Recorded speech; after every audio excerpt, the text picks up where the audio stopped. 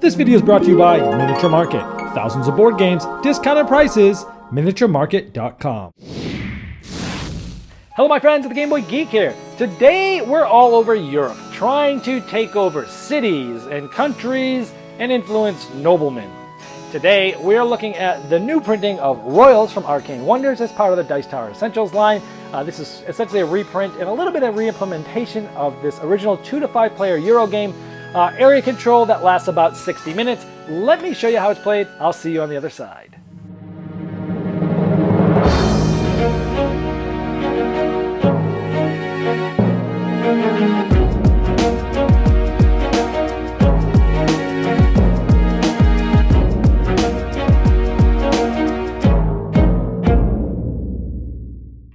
In Royals, you're going to be trying to control different cities, different countries, and different nobles. And you do all that by drawing cards and playing cards. The turn is very simple. First you're going to draw cards, then you're going to play cards, then you're going to end your turn.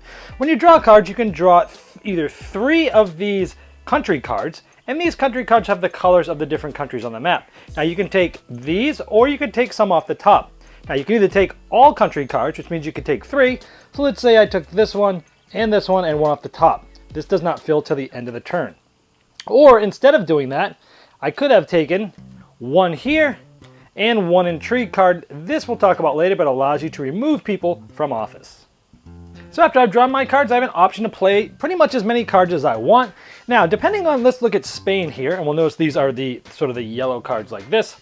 Now, if I want to, I can play cards. This tells me how many cards I need to play in order to take over that spot. So the king, I need to have 8 of those cards to take this over. This one needs 3, 2, 5, 1, 4, and 1. So let's say, okay, I just wanted to play. I could discard this card, play it, and I could go into one of these spots that is the marshal. So let's say I just picked this one, I place it here, and if you're the first one in the city, you can take the point counter for this. This is 2 points. Whenever you take points, you flip it over and you put it in front of you so nobody knows how many points you have. Also, anytime you place on a certain nobleman like that, you also take a different cube of your color and you place 1 on each on that player. In this case, I went to the marshal. This will keep track of some majorities of those as well. And to end your turn, you basically refill this back up to 3 as needed, and you discard down. You can't have more than 12 of these in your hand, or 4 of these Intrigue cards in your hand. We'll get to those in just a moment. And after you've discarded down if needed and refilled these, it's the next player's turn. It moves very fast, and these turns are super simple. Now when playing cards, let's say I didn't have quite enough. The black player wanted to go here for 4. He has 3 blues. He needs 1 more. You can always use 3 cards of any type to be a wild. So that would give him his 4th, and he could go here and take this, and then he would also put that on the noble on the left as well. Now let's say it's the orange player's turn, and he wants to take over control of this marshal from the gray player. He has to play an Intrigue card. We talked about these Intrigue cards that you can draw. On the back of them are 2 different colors. We have the red, we have Britain, and we have Spain. All you need is 1 of these cards to basically knock this person out, but you still have to play the card needed. In this case, we need 1 Spain, so we'd play that. This player would go to the cathedral, and the orange player would take this over and put the cube on the marshal on the side as well. Now, if you're trying to overthrow the king, you actually need 2 of the right color because they're hard to remove. Now, if you don't have the right color, you can always throw 2 Intrigue cards instead of any 1 as a wild, and could have done the same thing. Well, let's say on gray's turn, they come back and do the same thing. They end up throwing 1 of their Intrigues, they play a Spain, and they actually do it back to them, and they go in here. Now this is an interesting spot. Right now at this point, gray has 1 in each of the cities. Even though this was in the cathedral, he was killed, he was actually there at one point. That's why we keep them there. The first player to have 1 in every one of the cities gets to take this country bonus. Second person there would get this one. So that's another way to score, is country bonuses. Once the draw pile of the country cards is gone, that player will basically finish their turn and then scoring starts. For each of the country regions, you're going to see who has the most influence. Here, gray has 4, and orange has 2, black has 2, and white has 2. So gray would get the first reward, and then these 3 are tied, and when you're tied, you look at the one who has the higher position in the country. So here the king is first and the princess is the next one down. So first place and second place is given out. Gray will get first, orange will get second. So here we have the king would have taken this one and the princess would have taken this one and gotten those points. You would score that same way for all the rest of the countries, and you'd start a second round, And then the other rounds after the draw deck ends again, you do the same for the second and third round. Now, there's two other main ways to score points. The first player to get 1 cube on each of the nobles will get this 16. Second person to do it, third person to do it. That's a great way to score points. Also, at the end of the game, we look at this and we score all these different nobles.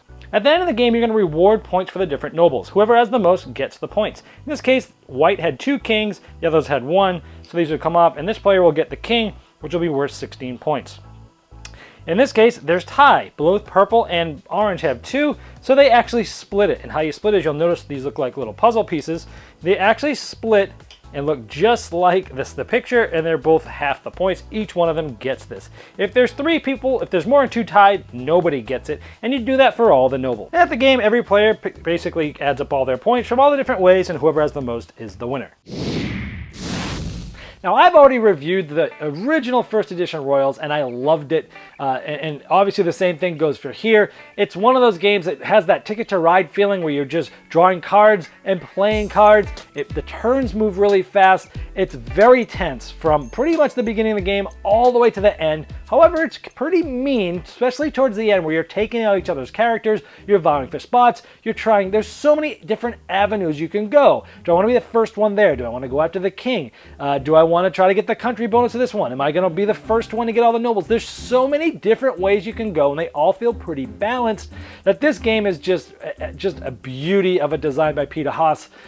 This is one of my favorite Euro games. It's probably easily in my top 10 Euro games. It's excellent, and now it's getting to a much wider distribution. Now everybody in North America can get it, where I had to buy my old version from Europe, which was quite expensive to import, but now everybody can play it, and they obviously had beefed up the artwork and such. Now I also did a video of a comparison that you'll see in the link below this, where you can compare the first and second editions in very much detail. But overall, I think this is one of the best 60-minute or less Euro games out there. If you like area control, you don't mind meanness, this game has some fantastic choices to make. It moves fast. Even with 5 players, it's quite awesome. So I highly recommend Royals. This video was sponsored by Miniature Market's Review Corner. The Review Corner features podcasts, video, and written game reviews by gamers for gamers. Miniature Market, the online gaming superstore. Thousands of board games, discounted prices. Check them out at miniaturemarket.com. I'd like to thank each and every one of you for backing me on Kickstarter, making this season become a reality. I'd like to especially thank those here that have backed me at the credit level. Now, these video reviews are also available by audio on our podcast. It's the intros and the final thoughts on GameBoyGeek.com. Click podcast.